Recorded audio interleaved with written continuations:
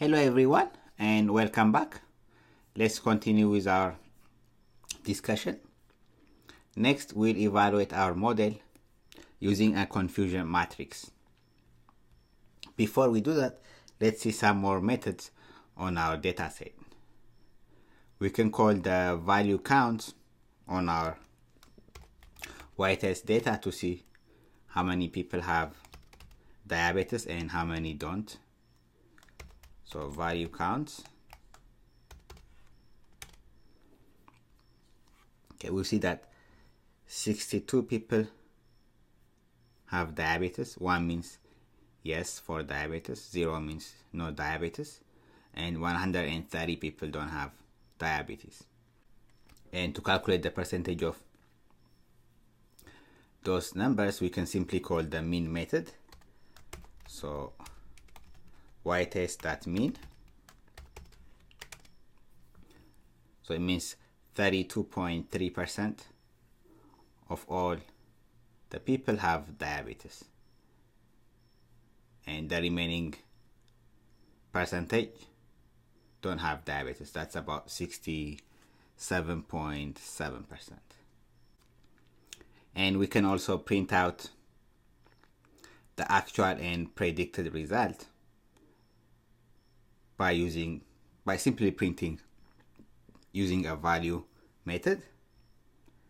So I can say print, let's say true status or true label, true diabetes label. Then we can pass our y-test dataset and then do a values count. So if we simply leave it like this, it will print out the result for all of those people. But let's just see the first 15 people. Okay, so I'll pass index 0 to 15, and that's the true diabetes label. And let's see our predicted diabetes label for those 15 people. Print, we can say predicted diabetes label, and for that we use our ypred data, ypred, and then pass the same index 0 to 15. Let's run it. So true diabetes label, let me put some more space so that it can align.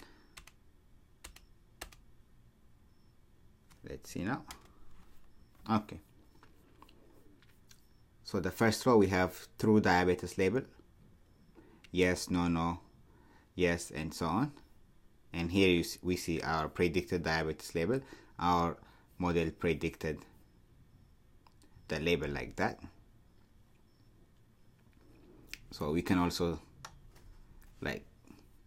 have an overview of the true and predicted labels by just using a simple print statement.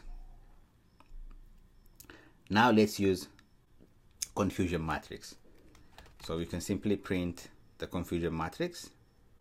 Print matrix that confusion matrix, confusion matrix, and then we simply pass our y-test and ypred datasets. So y-test and then ypred. Oh, this is confusion. Let's run it again. Okay, so here we have our confusion matrix. So these labels are 118 is true positive. So if you have heard of true positive, false positive, true negative, and false negative, so these are the results. 118 is true positive value, and then 12 is false positive, 47 is our false negative value, and then 15 is our true negative. So you can read more about confusion matrix and this true positive, true negative on this wiki site. So it talks about that in much more detail and depth.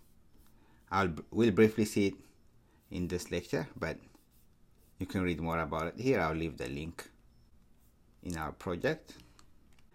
So true positive means that our model has correctly predicted that those people have diabetes. That's what true positive means. And true negative means our model has correctly predicted that those people do not have diabetes. That's true negative. And false positive means, so this false positive and false negatives are errors. They call it as type 1 and type 2 errors. And one predicts that we incorrectly predict that those people have diabetes. That's the false positive value. And the false negative value means that our model has incorrectly predicted that those people don't have diabetes. That's the false negative value. So you can read more about those in this wiki link. So earlier we have seen the accuracy of our model by printing the accuracy score. So this accuracy score is the same as true positive plus true negative divided by all these four results: true positive plus true negative plus false positive plus false negative. That's the accuracy score in general. Okay. How accurate is our model? How accurately can our model predict diabetes status? That's the accuracy score. So that's our classification, the accuracy of our model. And there's also error of our model. The error is basically, we saw that our model is 69% accurate. So the remaining 31% will be the error. And that's calculated by taking the sum of false positive plus false negative. So the error is calculated by taking the sum of false positive plus false negative, and we divide all of that by true positive plus true negative, true positive plus true negative plus false positive plus false negative. That's how the error is calculated. And the other terms you might come across is sensitivity and specificity. You'll read more of that here. And sensitivity is the ratio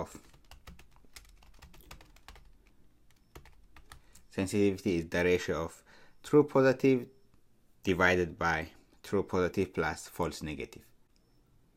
Sensitivity means when our value is positive, how well is our prediction doing? So how often is our prediction correct when the actual value of the result is positive? That's sensitivity. And you can also calculate sensitivity by using the recall score method. So if we print matrix that recall score, that's the sensitivity. And then we pass our y-test and y-pred datasets. So that's the sensitivity, 24%. And there's a term known as specificity. Specificity is the opposite of sensitivity. So in sensitivity, we are calculating how well our prediction is correct. How often is our prediction correct when the value is positive, right? But in case of specificity, we check how often our prediction is correct when the actual value is negative. Okay, that's specificity. And the last point I want to touch is precision. And we can calculate precision by using the precision score method. And precision basically means how often is our prediction correct when our positive value is predicted. So that's only concerned with positive values. Okay, so it compares true positive with the sum of true positive and false positive. So when all our values are positive, when all our predicted values are positive, how often is our prediction? How often is our prediction correct? That's the precision. And we can calculate it by calling the precision score method. Print matrix that precision score,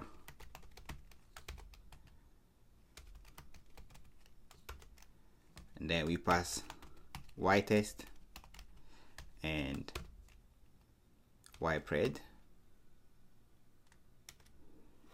and we get about 55.6% precision.